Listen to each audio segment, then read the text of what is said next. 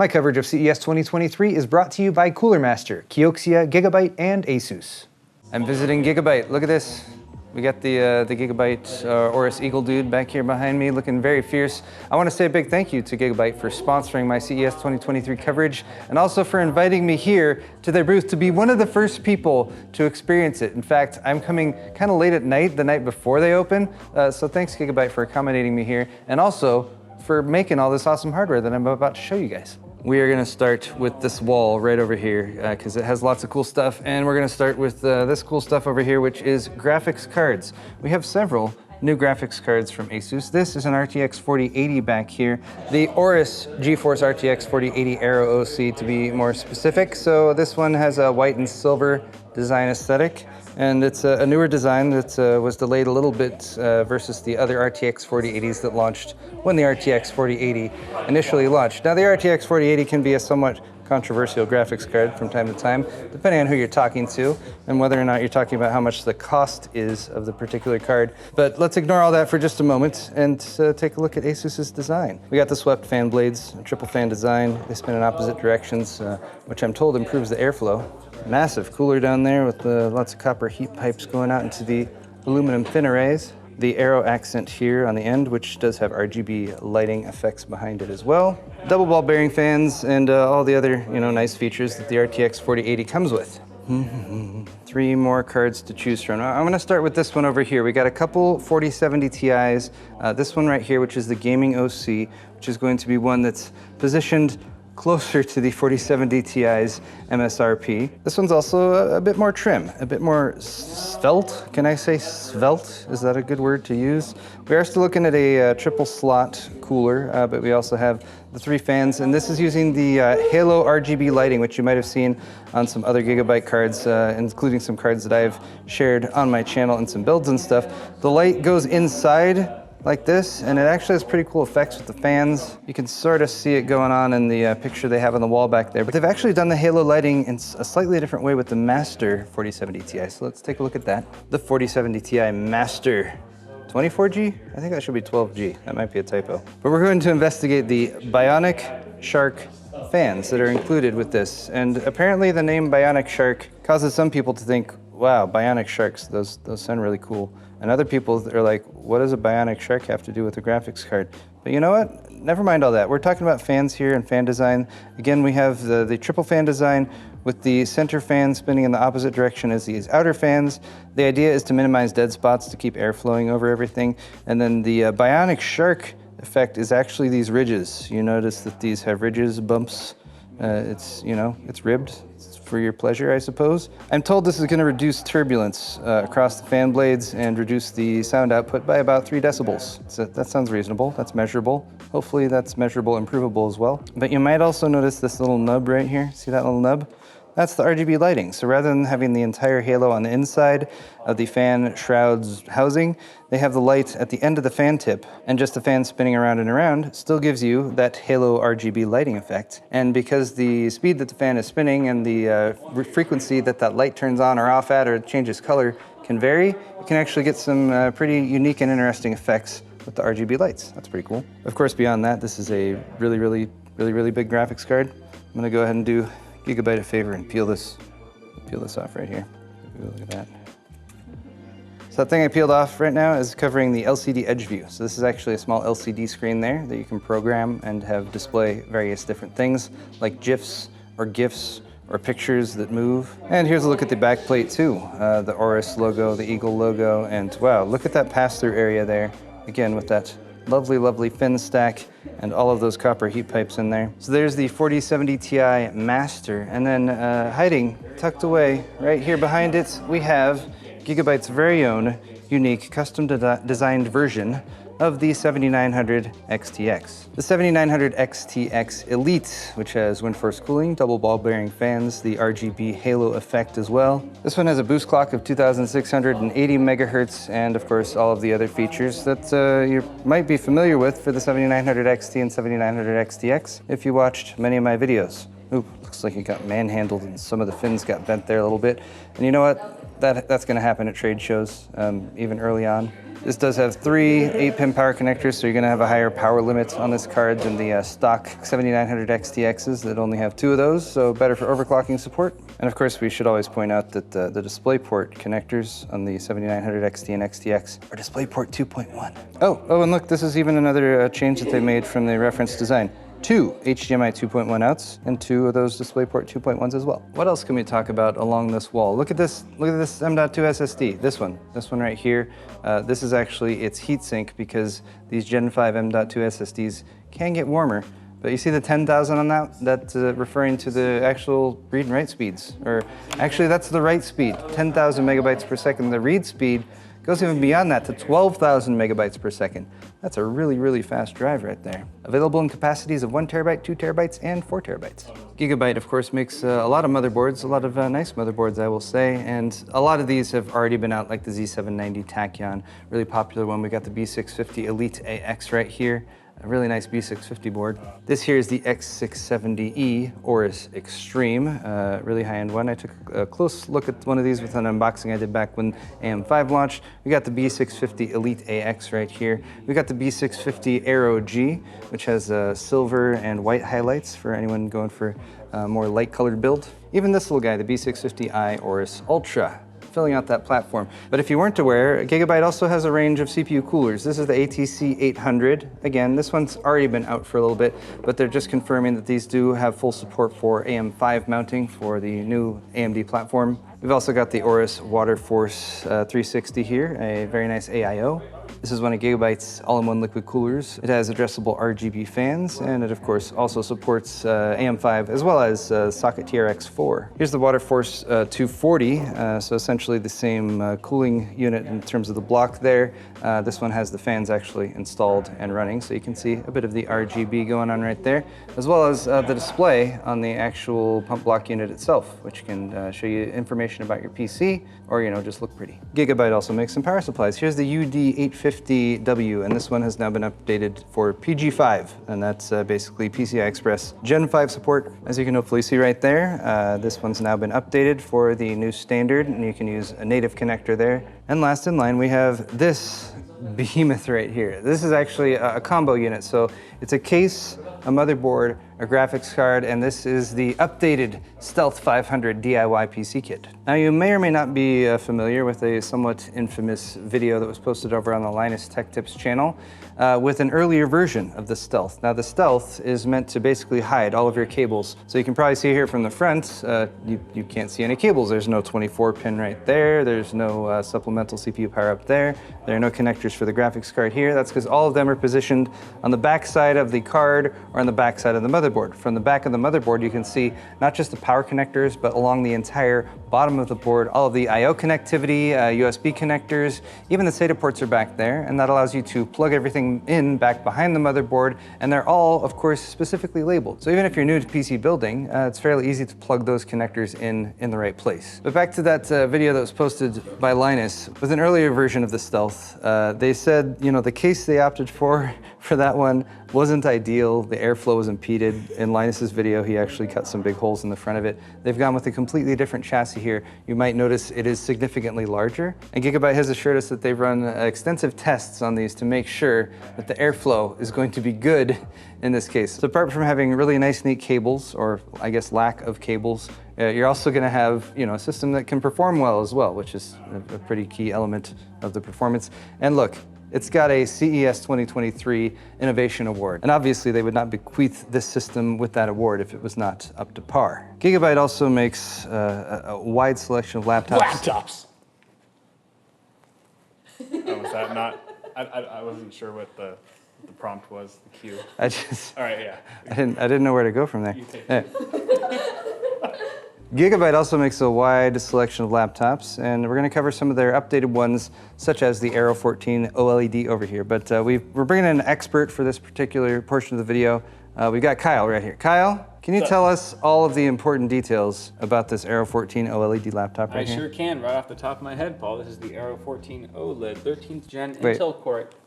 Okay, now. This is the Aero 14 OLED, 13th gen Intel Core i7 13700HX, a GeForce Next Gen laptop GPU inside of here. It doesn't specify which one, but on the but screen, it does here. It does say it does rock an RTX 4050 laptop GPU with a resolution of 2880 by 1800. That's a 14.2 inch display, rocking a 13th gen Intel Core i7 13700H, which is different than the spec listed on the sheet that I'm looking at now. And it's OLED. Don't mind that. 2.8K at Quad HD plus OLED, I mentioned that already.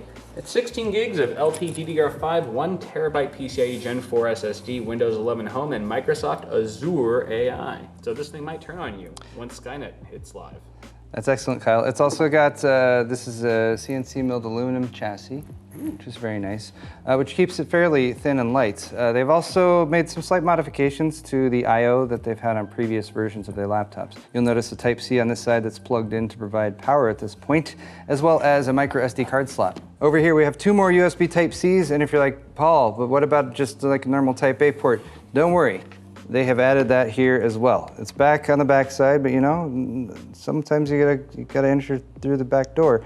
There's an HDMI port as well, full-size HDMI port, which I think should just be a necessity on every laptop, because who wants to use a dongle for that? Not me. Did you notice, Paul, that they have Aero printed on the trackpad? I did notice that. Look at it at an angle. It's like a Da Vinci Code hidden message. It's kind of difficult to pick up. Oh, you can. I think you can see it right there. So it's a large glass trackpad as well, and yeah, it's got a little bit of a Aero design integrated there too. Oh, and the webcam is at the top up here, as it should be, and it's a 1080p webcam, not 720. So they've updated that too. Did I mention it's an OLED screen? I mean, it's called the Aero 14 OLED, so that should be pretty evident, you know, from the get-go. I feel like the build quality here is also quite nice, and the hinge here also feels nice and sturdy for closing and opening the lid. Here's what typing sounds like on the Aero 14 OLED. Well, that's arousing.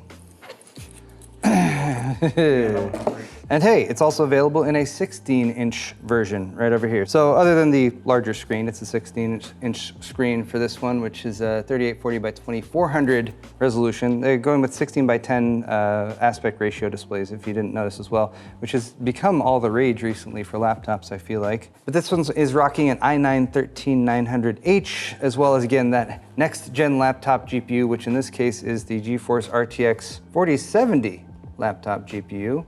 You heard it here first, folks. And the nice thing about the larger chassis here is they have made it upgradable. So it's gonna come with 2 M.2 slots. One will be populated with your system drive, and then you've got 2 SODIMM slots as well. So you can expand the memory on these. So expandable memory, not always something you get in these types of chassis laptops. So I'm glad that Gigabyte has gone that route. And we have some gaming laptops over here as well. This is the Aorus 17X. This 17 is because it's a 17-inch panel, of course. This one has one of those RTX 4080 laptop GPUs that NVIDIA was talking about recently, as well as a 2560 by 1440 display, 13900HX CPU in there, as well as 8 gigs of DDR5 and a 512 gig NVMe SSD. You're also gonna get an RGB backlit keyboard because gamers love RGB. Again, a nice large trackpad.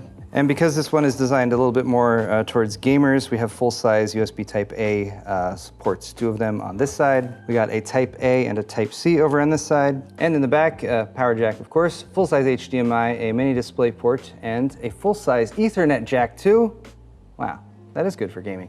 Take this to a LAN party. And just as the Aero was available in a couple different sizes, we also have the Aorus 15X down here, which is a slightly smaller version of the Aorus 17X. This particular one has a 13700HX CPU, a 15.6-inch 2560 by 1440 display, and it does say it is 165 Hz refresh rate as well. Super speed IPS panel on this one. 1 terabyte Gen 4 SSD, 8 gigs of DDR5, and again, a 512 gig NVMe SSD. Like many laptops, this is going to be available in a variety of configurations with different CPUs and different GPUs. So the models you find online will vary somewhat in terms of how they are kitted out, but the chassis itself should largely remain the same. And this one also has the same USB Type-A with a couple on this side, Type-A and a Type-C on this side. And the back is the same too with the HDMI mini display port and a full-size Ethernet jack. Oh, and I almost forgot, the 15X over here, like I said, has a 165 Hz refresh rate on the panel. The 17X over here actually goes all the way up to 240 hertz. So again, excellent for gaming. And these panels are also factory calibrated. So that is going to be great for gaming, of course. You want to have nice, accurate color reproduction, but also for anyone who might be doing content creation or gaming and streaming, anyone who wants to go in and do color correction or do work in Photoshop or other types of photo editing applications. It's great to have that calibrated right from the factory so you don't have to buy a kit to do it yourself. And we're going to finish off with a line of monitors that we have here. So these monitors are already out, already available on the market, but maybe you're not aware of them because maybe you didn't know that Gigabyte had a whole range of monitors. And they all have some unique features that make them a little bit different and special. Now, if you're not familiar with the monitor naming scheme, monitor names can get a little confusing at times, but if it says M at the beginning of an Aorus monitor, it means that it has a built-in KVM switch. That's a nice extra feature. If it says AE, it's an ARM edition one. So this M32U AE is a 32-inch ARM edition monitor. So make sure if you get this one that you can actually mount it to the back of a desk because it doesn't have a typical stand, but that allows a lot of range of movement, as you can hopefully see here, as demoed by Kevin from Gigabyte, who did a great job. But it's got a great feature set as well. It's 31.5-inch 4K, 3840 by 2160. It's a super speed IPS display with a 144 hertz refresh rate, 1 millisecond response time, as well as it being an 8-bit panel with 90% DCI-P3 coverage, and 123% of sRGB, which is like, how do you go over 100% of color coverage? Well, you have more colors than even exist in the world. That's how that works. Next, we have the M27 QP right here, and you guys obviously know what all those letters and numbers mean. The 27, of course, is the size. 27-inch, 2560 by 1440. Again, it's a super speed IPS with a 165 hertz refresh rate. That's a nice combination of features, and you will often find this monitor quite competitively priced. The MSRP is going to be $350, and occasionally, I'm told, can even go on sale for less than that. I'm not going to tell you how much less, but it does. But again, it's got that built-in KVM switch. It's got some HDR support at HDR 400. It's an 8-bit panel, 98% of the DCI-P3 color space coverage, and 2 HDMI 2.0s, as well as a DisplayPort 1.4 and a USB Type-C even. Look at this big boy right here. This is the Aorus F048U, and it's not a zero, it's an O, right? It's an O. FO. The O is for OLED, of course. Flat OLED 48. There you go. See, I'm learning how to decipher model names. Flat. F is flat. O OLED. 48 is 48 inches, and U is the Ultra HD 4K. 3840 by 2160 for this particular monitor. So obviously this one is quite large. You know, you could put it on a desk. You might mount it on a wall. You might use it for a display in a store where you sell stuff. I don't know what I'm talking about right now. But it also has a 120 hertz refresh rate, 1 millisecond gray-to-gray response time. It is a 10-bit panel with 98% DCI-P3 coverage, dual HDMI 2.1 inputs, one DisplayPort 1.4, and it's VESA wall mount compatible. So, like I said, a larger monitor like this might not be right at home on a desk, although it does have a very substantial stand. You can get a VESA mount for it too, if you wanted to wall mount it, use it for, I mean, hey, this would be great for like a dorm room or something like that for a TV. Anyway, you guys figure out how to use your monitors. I'm not here to tell you what to do. This one we can kind of cheat on because remember down there I talked about the M32 with the arm on it. This one doesn't have the arm, and that C there on the end, that means it's curved. Can you guys tell? You guys tell it's curved? Yeah, there you go. It's curved. Other than that, we got largely the same exact specs as the other one that's not curved. So 4K resolution, 144 hertz refresh rate, overclockable to 160 hertz. Again, an 8-bit panel, 93% DCI-P3 coverage, and HDR 400 rated for HDR support. And lastly, we have the M28U. And look, you guys know what this means now. AE, that means ARM edition. So see, there it is. It's got an arm instead of a stand. These monitors are armed and dangerous.